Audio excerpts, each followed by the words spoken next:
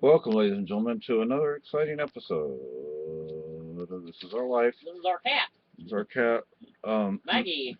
Maggie is like trying to play, but she's Not sure if she wants to or not. yeah. I think. The kittens are chasing each other, and Maggie's looking at They him kind of like get involved, get mommy involved. yeah, and Wow. she's looking at him like, hey, I'd like to do that, but how do I do it? Anyway, so Your cat. Maggie, come on now. we talked to somebody who knows about the apartment we're gonna go look at. What the heck? I'm missing a page. Did it fall? I, I did. Whoops. Whoops. What happened? I don't know. All three of them ran. Um, Kitchen wreckers. now, so this place we're going to go look at, so far the only two things that sound like they're going to be an issue. One is it's The good. heating. Well, that's the third one. Yeah, heating, the size, and the steps. Steps may be the Big issue. the big issue because we both have our health issues, I guess you would say. Um, but it would be good exercise. It would definitely be good exercise. Um, Now, it looks like we might be able to have a garden. We will ask if we can have cluck clucks. Um, Well, chickens don't, as long as you don't have a rooster, they're not noisy. yeah. Now, as They're for not like they're going to attack anybody. yeah, Oh, I'm getting pecked to death. Ah, help. as, Yeah, right. I don't know. I mean, You can't control a chicken, you're a joke. yeah, on average, you get an egg a day from a young chicken. Um, so three chickens, maybe Eh, two, maybe more than that. more than that. But we have to make them some sort of Enclosure. accommodation. Yeah, Hey, if we get like 10 or 12 and sell the eggs, you know. it's true. But some of the positive things, it's no neighbors really. I mean, no neighbors like we have a neighbor like on the other side of this wall. We Yeah. want no neighbors like that. We There, can hear everything she does. yeah, and we can smell her smoking her cigarettes. I don't know if that's her or Liz or both. Or I think all three of them smoke. Yeah, We're like the only non-smoking unit. yeah. Kind of want to smack them after a while. Yeah, but I mean, there's a house, or it's like two houses, or one house divided in half, or something. But the apartment's not attached to that. The apartment is separate.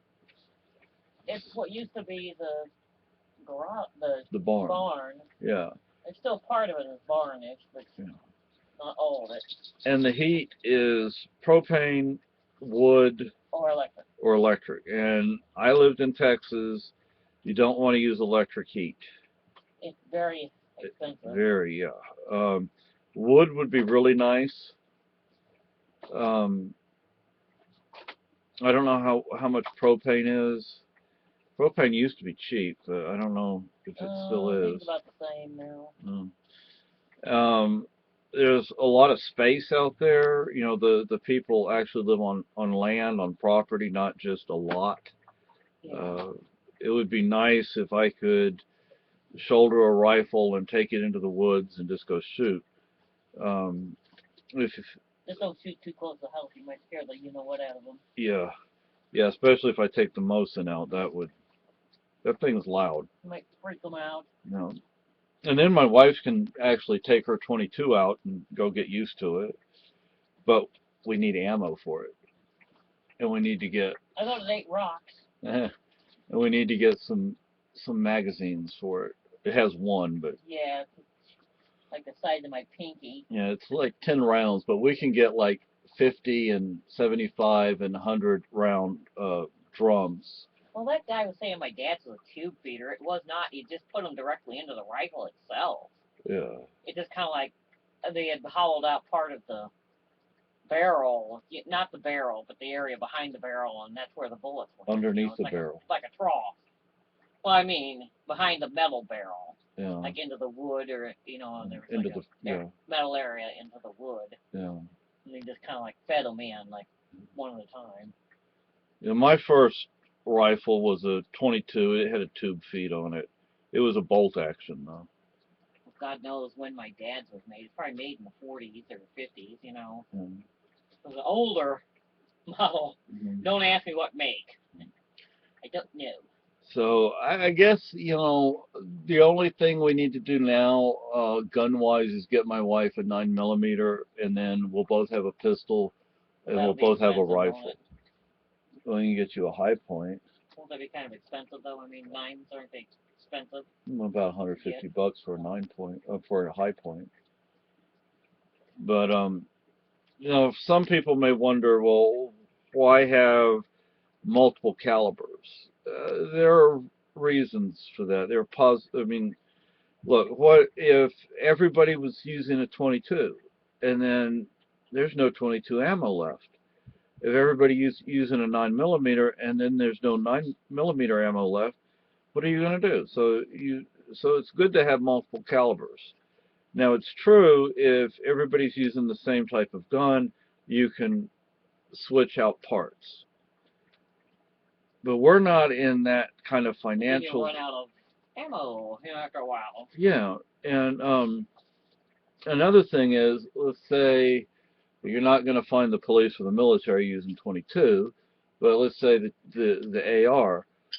If you know it hits a fan and you have to scrounge, and no, we're not those like an idiot Tyler Smith. We're not going to go rob people.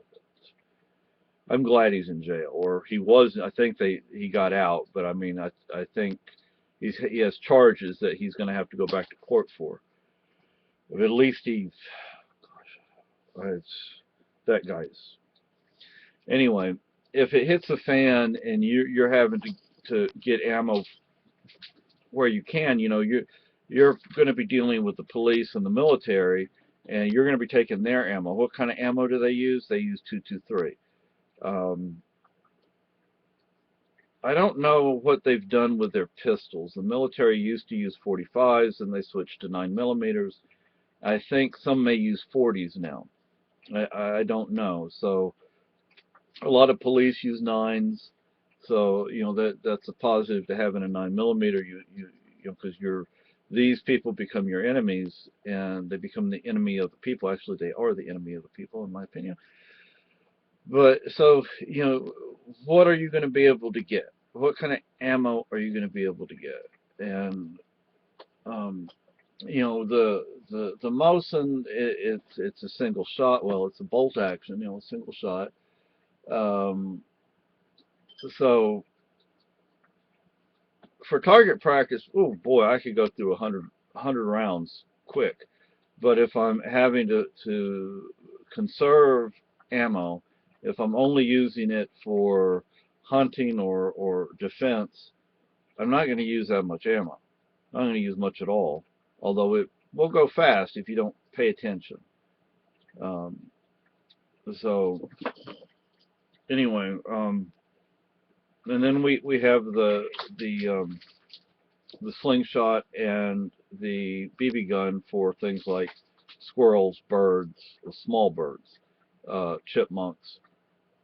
Actually, the cats and Lucky can eat the chipmunks, birds, and squirrels, and we can eat the moose, deer, and bear.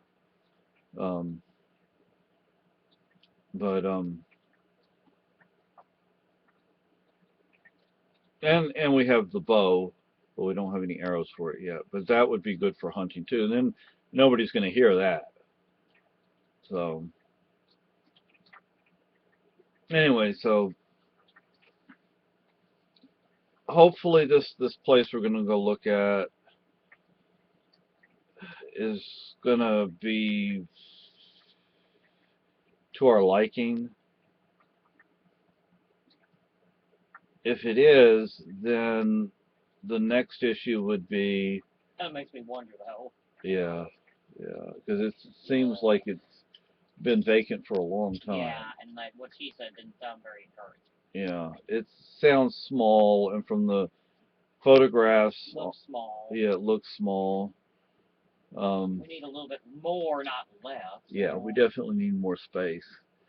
Now, part of this apartment is the way it's set up. If we didn't have this wall here, and it's a pretty thick wall too. I mean, it's actually a lot thicker than most interior walls.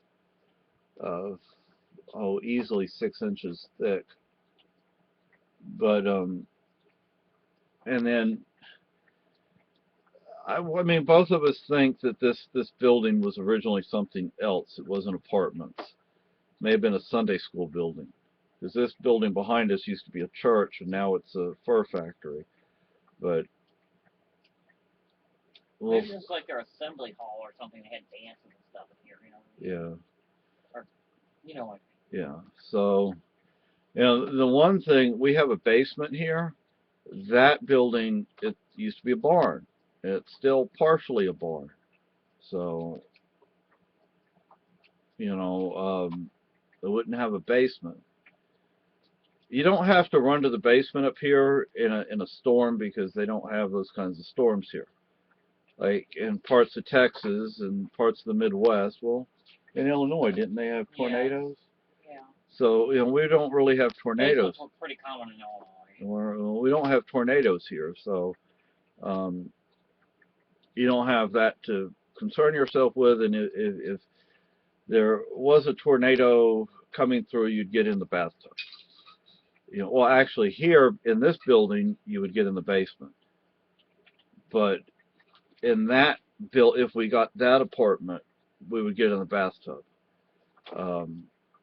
Well, actually, we'd get on the ground floor. The bathtub's on the top floor. So we would go down to the ground floor. But we would probably want to be inside the apartment, not in the barn, as they probably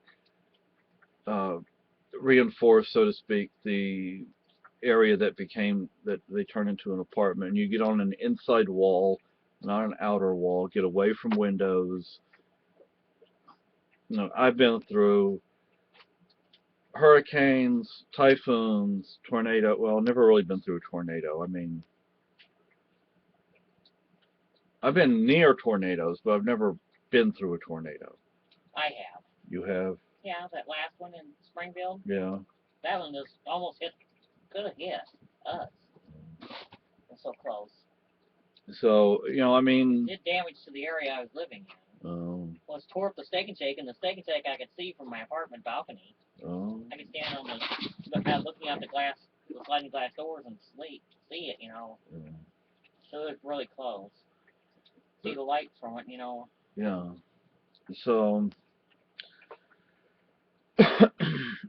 So, anyway,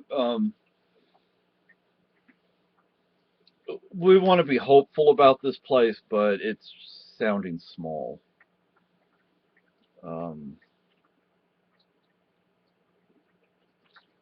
I don't know. We'll see. I mean, we're going to go see it Sunday.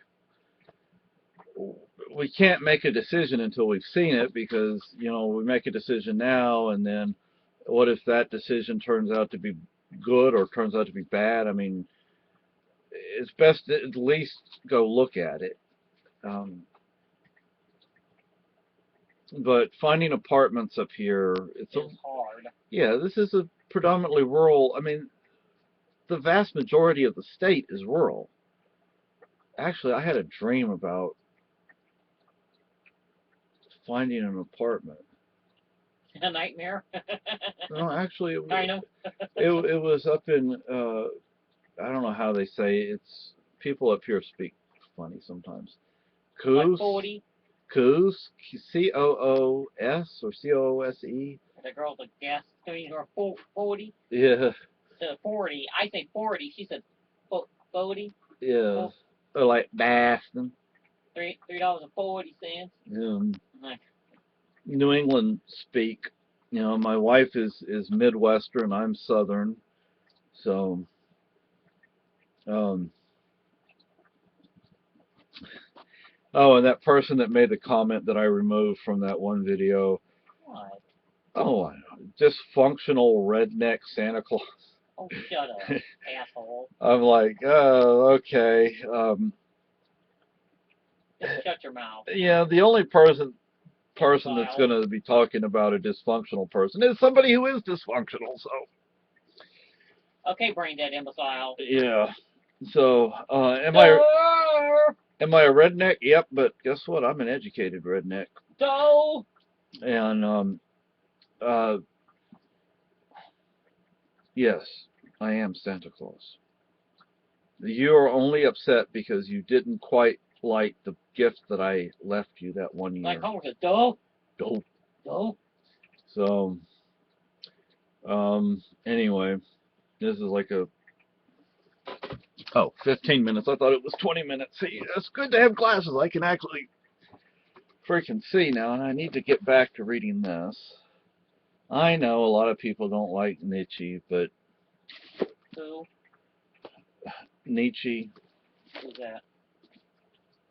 is a German philosopher. Oh. Hey, I'm German. Don't start your shit. Yeah, so. And no, my family was not involved with Hitler.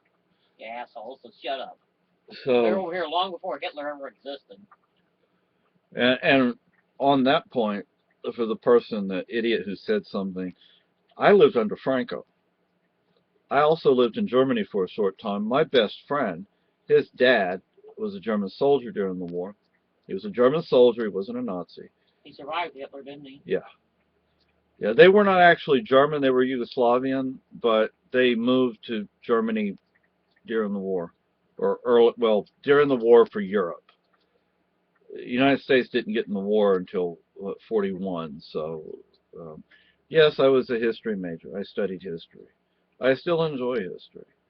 But I need to charge this thing so I can make a prank phone call. I have to say, thanks, Jack Vale, for the idea. But anyway, y'all have a great day, and still wondering about moving, how we're going to handle that, because physically, there's no way, unless we got a rental truck for like 300 years, and we slowly put stuff in it, and then slowly took stuff out. I guess we'll probably put something up. There's a Free State Project mover, or Free State Project rental, or housing, Free State Project housing page on Facebook.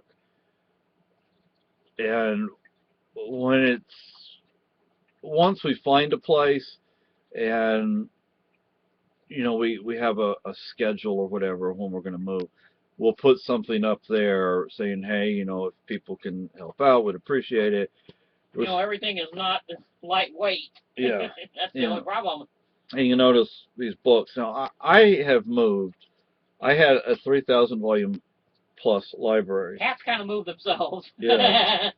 And they're kind of like, meow. And you can imagine moving 3,000 volumes. Donald just get in the car and take a ride. Him, it's not upsetting. No. His sister and mother will probably be like, ah! They won't like it. Freaked out. Yeah. But, like, where are we going? Ah! Anyway, folks, bye-bye.